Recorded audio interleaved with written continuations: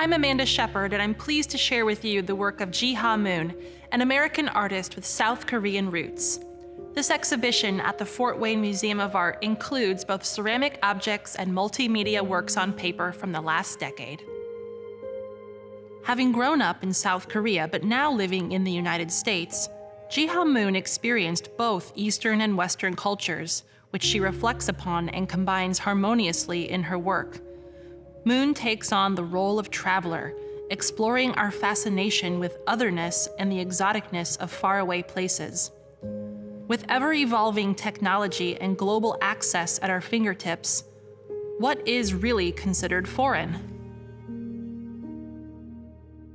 Moon camouflages her imagery amidst undulating waves of color to create abstract scenes that combine pop culture, racial perceptions, and folklore, both classic and contemporary. Her visual vocabulary includes hanji, a traditional Korean paper, calligraphic brushstrokes, and blue china patterns, which pay homage to her Eastern roots, while Grumpy Cat and Princess Leia acknowledge the West. In our interconnected world, Moon investigates what it means to belong and how to determine from where someone or something originates.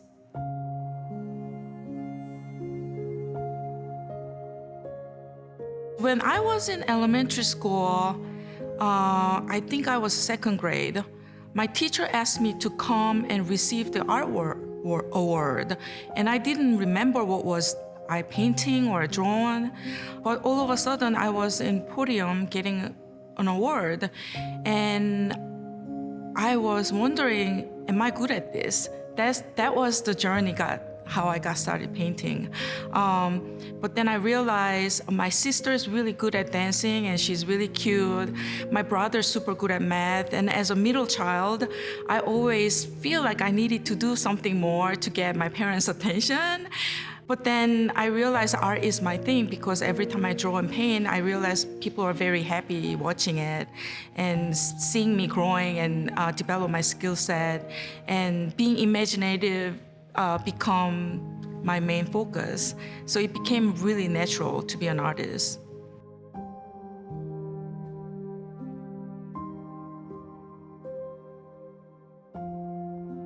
When I was in South Korea, I was a portrait painter with oil on canvas, and my degree was in Western painting. And I thought that was something exotic and something beautiful, that unknown area that I wanted to investigate. After I moved to the States, I realized when people were asking me, where are you from? And I started looking at myself in the mirror and then realized my identity here is different. Here I realized everybody is bringing something to the table, and in United States, there are so many different people, different cultures intermingle to create the great country. And I cannot help but looking at myself, where I'm coming from and how I utilize this. And I actually study more about being Korean in the States. I look at how my material hanji paper is made in South Korea, and I also start thinking about drawing as an important component of my work and combining with painting. So acrylic paint is an American invention and often sort of become a secondary or less important than oil on canvas. And I wanted to combine those materials to talk about nowness. So I'm combining a lot of Asian heritage, my background, as I learn newly in the States, looking at myself and my heritage more, and also studying how flexible acrylic paint is. And those become very prominent material in my painting practice. So something more contemporary, something more flat, something more fluid, combined with traditional mark makings and abstraction, that's always so much fun for me to explore and, continuously adding more storytelling based on my main focus on materials.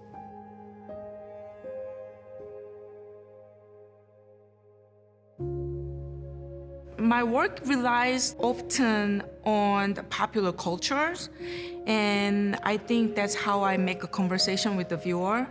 If the culture or iconography is not recognized, it has no power to me. So for example, like Snow White, I use that often in my work, or fortune cookie shapes or tattoo design. I want people to recognize it and then kind of make a connection with that. So sometimes I twist and change and harder to recognize. It's because everything that we see these days, we question what's the original. Like, that question is very important for me. Like, how do you define originality these days? And what comes here become developed and then hybrid and then become something else? For me, that's very original too. So I question about that a lot to myself.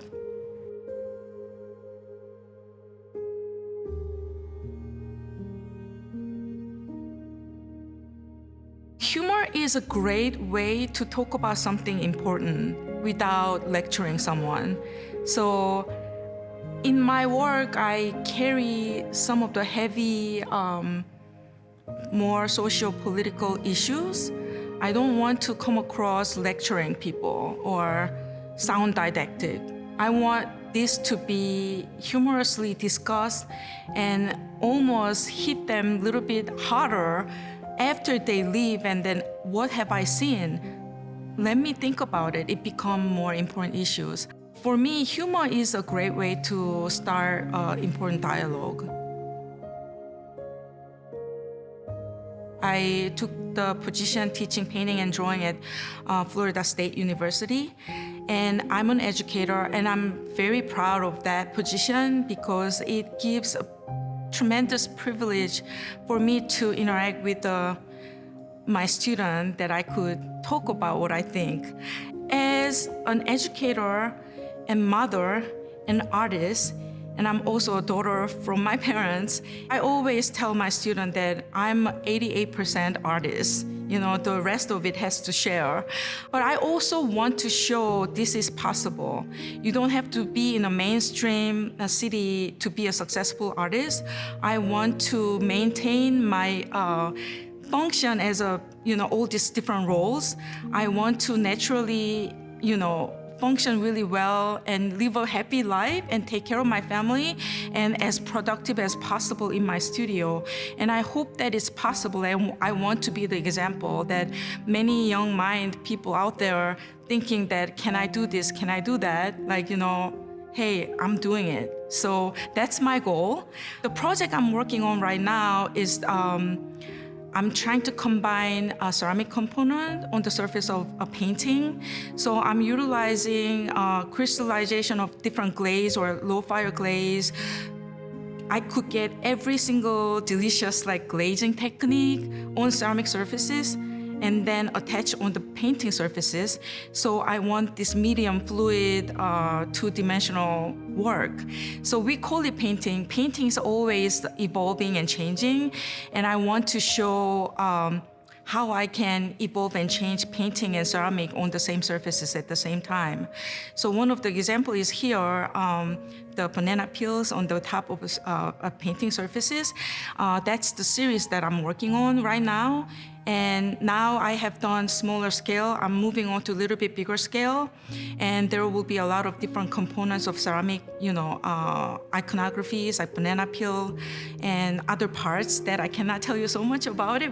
I'm just experimenting right now, that I'm working towards my solo show in this October in New York.